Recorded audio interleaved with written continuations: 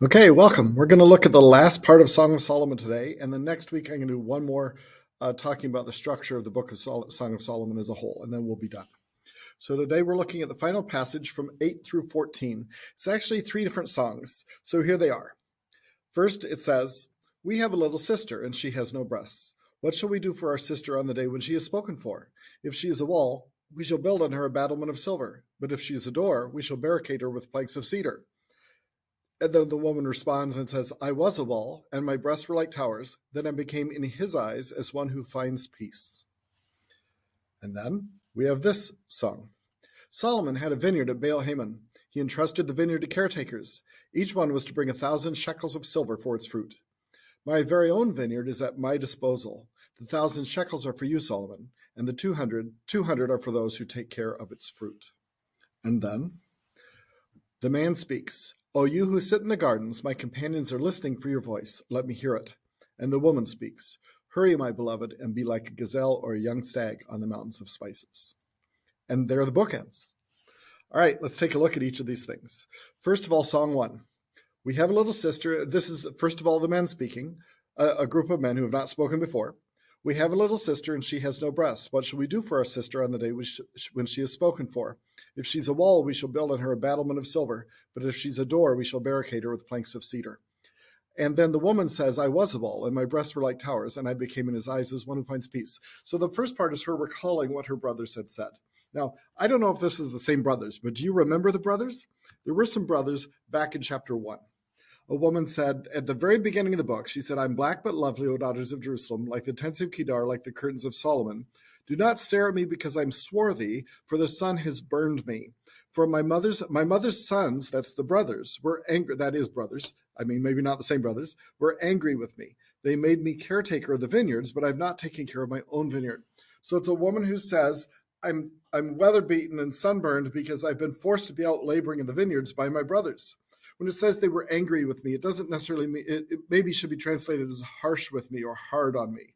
But they made me caretaker of the vineyards rather than pampering me or taking care of me. I haven't taken care of my own vineyard.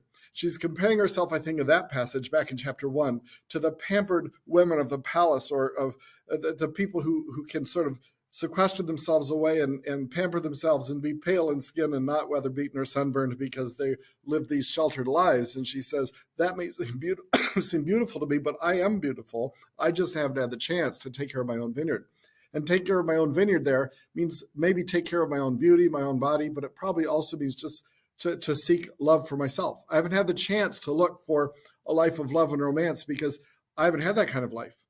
All right, I don't know if this is the same woman and the same brothers, but it's kind of fascinating if it is, because now she's thinking back and she's remembering something else about the brothers, another way in which they imposed an obstacle, but this one more loving. It says, they said, she's remembering, "We have a little sister, and she has no breasts." In other words, she's still not mature. She's still a young girl.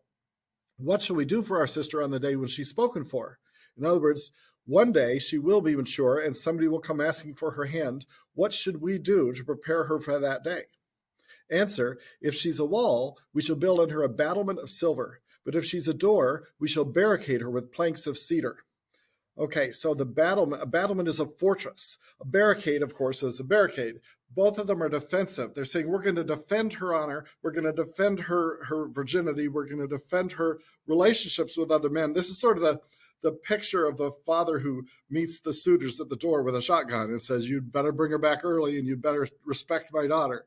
This is the brothers taking the same role, which would have been common in that society, guarding the honor of their sister and saying, we're going to make sure nobody takes advantage of her. And then they say, if she's a wall, we'll do one thing. If she's a door, we'll do another. What they mean is, if she's a wall, if she herself protects her own honor and is discreet and not promiscuous, we'll build on her a battlement of silver, a fortress. We'll also defend her. If she's a door, in other words, if she just open to all sorts of things and all sorts of men that she shouldn't be open to, we're going to barricade her. We're not going to let her do that. And they'll build a battlement or a barricade. Both of them again are defensive words. A battlement is like a fortress and a barricade is a barricade. The silver and the cedar are precious materials, and it might indicate that they're doing this with love, or it might indicate that they're doing it with very high quality. But then she says, I was a wall. I also was honorable and not promiscuous. And my breasts were like towers. Now, towers is another defensive word. She's not talking about their physical appearance. She's talking about the fact that she was guarding herself. She was guarded and defended. But then she says, then I became in his eyes as one who finds peace. Now, who's his eyes? His is whoever it is that she finally falls in love with and gets married to. It's her beloved. And she says, I became in his eyes as one who finds peace. Now, a lot of people have talked about why it says one who finds peace. Some people have pointed out that the word for peace, shalom, is sort of close to the word for Shulamite or Solomon. And so maybe this is a play on the words. But I think there's something much more obvious here. Battlement and towers and barricades are all defensive things, as though you're at war with people. And being as one who finds peace means I stopped having to defend myself. I stopped having to barricade the door. I stopped having to be in the fortress. I found somebody that I could let into my life, and we could become one, and we could fall in love, and we could be united. So I think the finding peace here is the fact that she's able to honorably let him into her life, and they're able to become one. And so she's saying, until that day came, until I was ready, and until he was ready, I had to keep my defenses up. I had to keep my guard up against temptation, against people who were predators, against whatever else. My brothers were helping me do it as well. But the day came when that was no longer something I had to worry about. I could finally let somebody into my life, and we could find life together in a way which wasn't being on guard. He wasn't somebody I had to defend against or be on guard against or be at war with. We could find peace together. And so this is the peace of a settled love relationship with somebody else. I think that's what this is talking about. The second song, so again, there's some questions about what it means. Here's what it says. Solomon had a vineyard of Baal-Haman. He entrusted the vineyard to caretakers. Each one was to bring 1,000 shekels of silver for its fruit. My very own vineyard is at my disposal, and the 1,000 shekels are for you, Solomon, and 200 are for those who take care of its fruit.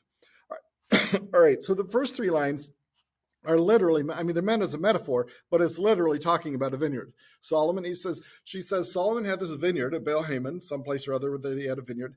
And he had lots of vineyards, actually. But he had this vineyard at Baal-Haman. He entrusted the vineyard to caretakers. Each one was to bring 1,000 shekels of silver for its fruit. Now, it's not quite clear what that means. It could mean he rented the vineyard out to tenant farmers, to caretakers, and they took care of the fruit, and they paid him $1,000 to be able to take the fruit for themselves.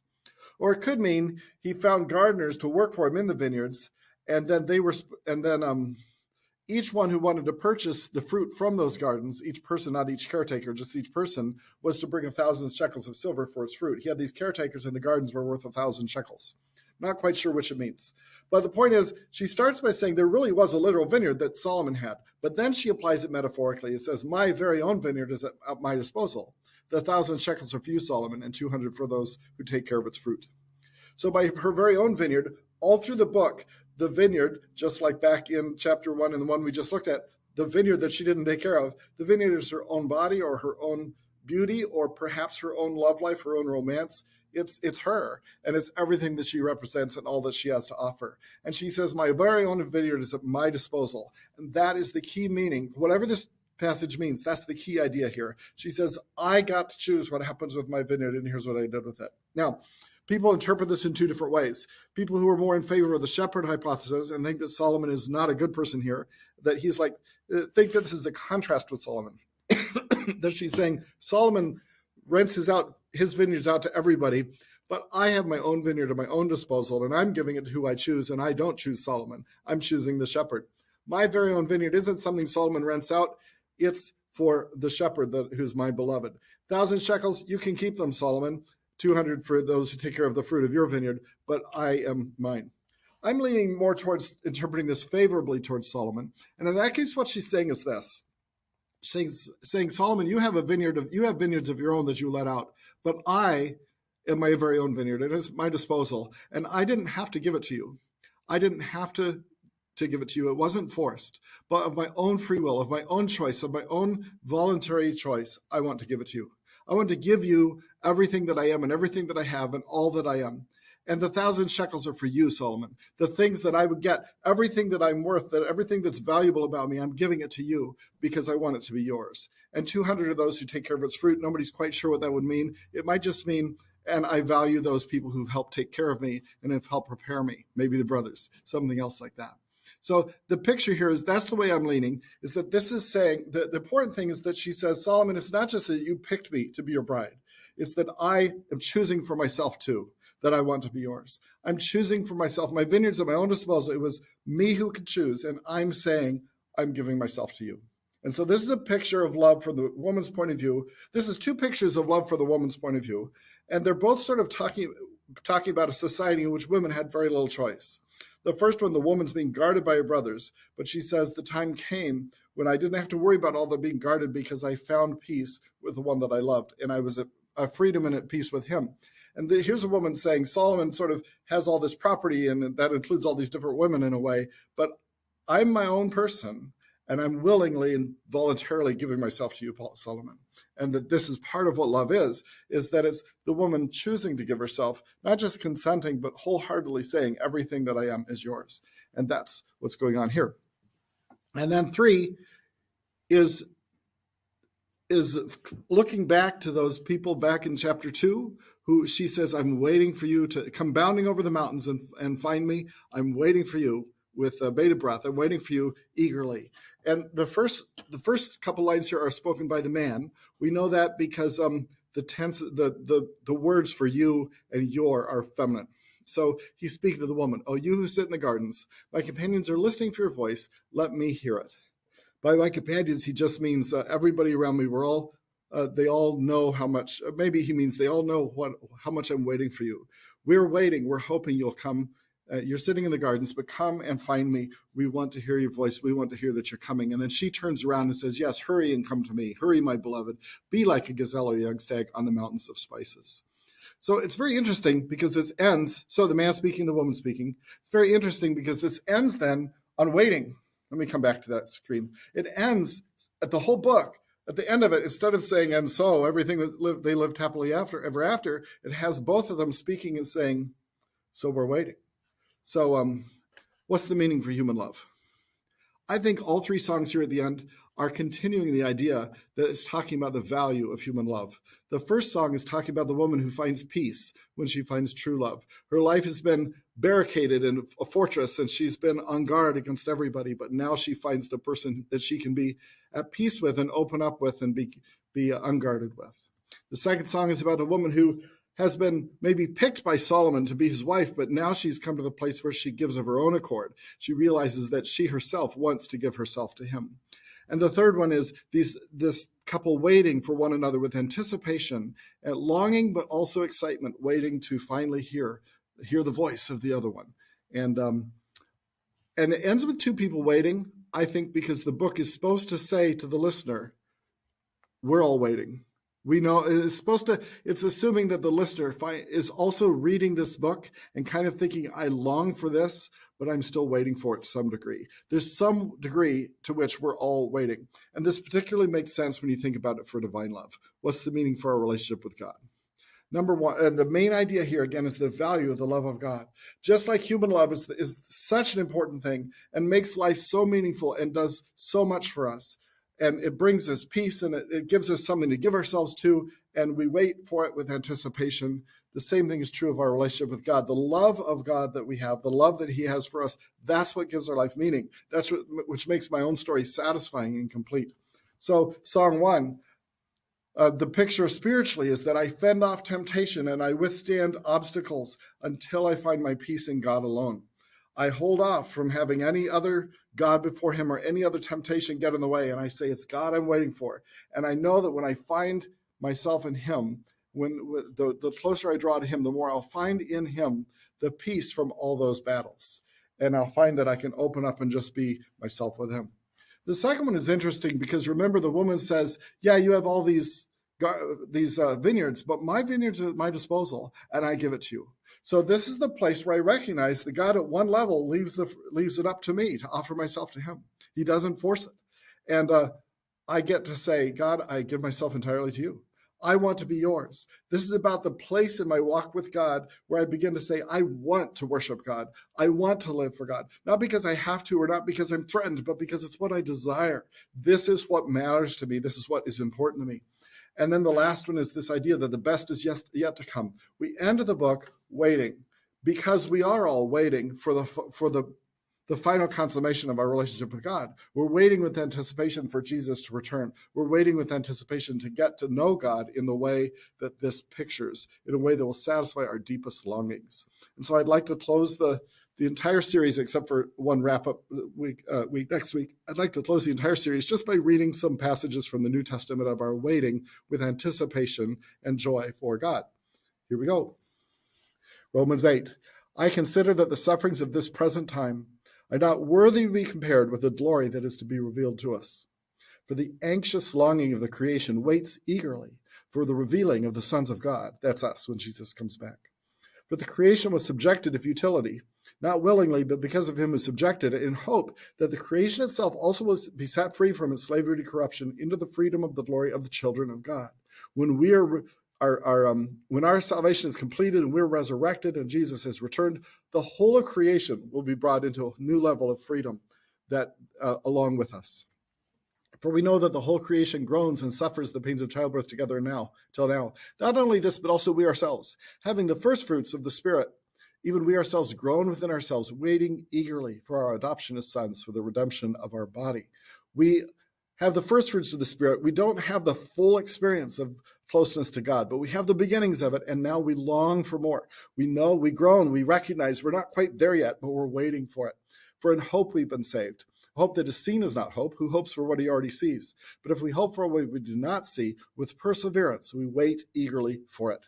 This is what salvation partly means for us, is that we are waiting eagerly for the day when Christ will return and when we will be resurrected and when we will be with him in a much closer and deeper sense than ever before. And Song of Solomon is that picture. Be like a stag on the mountains and come bounding to meet us. That's what we're praying. 1 Peter. Blessed be the God and Father of our Lord Jesus Christ, who's caused us to be born again to a living hope through the resurrection of Jesus Christ from the dead. We're waiting for our resurrection. We've been caused to be born again to a living hope to obtain an inheritance which is imperishable, undefiled, and will not fade away, reserved in heaven for you, who are protected by the power of God through faith, for salvation ready to be revealed in the last time. He's saying, what you have now is not the whole story. What you have now is you're still waiting. There's more coming. And it's protected, it's there, it's reserved, but you don't see it yet. In this you greatly rejoice, even though now, for a little while if necessary, you've been distressed by various trials. Right now, you're having to wait for this. But the proof of your faith, he says, being more precious than gold, which is perishable, even though tested by fire. Gold is perishable, even though it's tested by fire. Our faith, being tested by fire, is not perishable. And the proof of your faith may be found to result in praise and glory and honor of the revelation of Jesus Christ. And though you've not seen him, you love him. And though you don't see him now, but believe in him, you greatly rejoice with joy inexpressible and full of glory, obtaining as the outcome of your faith the salvation of your souls. And then about a few verses later, he says, therefore, fix your hope completely on the grace to be brought to you at the revelation of Jesus Christ. This is what it is for us to live as Christians, to live in hope, in expectation, in eager anticipation of the day when we will see him in so much more fullness than we ever have before. And finally, this verse from the Old Testament. Jacob, after he'd been tricked into marrying Leah and was told he had to serve another 7 years to get Rachel, says, so Jacob served 7 years for Rachel, and they seemed to him but a few days because of his love for her. 7 more days of service for him is like, that's nothing because I'll get Rachel. And that kind of anticipation, that kind of excitement over the few remaining days we have on earth, so to speak, because it's just an instant of time compared to the eternity that's coming. This is the anticipation, this is the excitement, this is the hope that we live in as Christians. Okay, next week I'll take one last look at the whole book, and I'll see you then.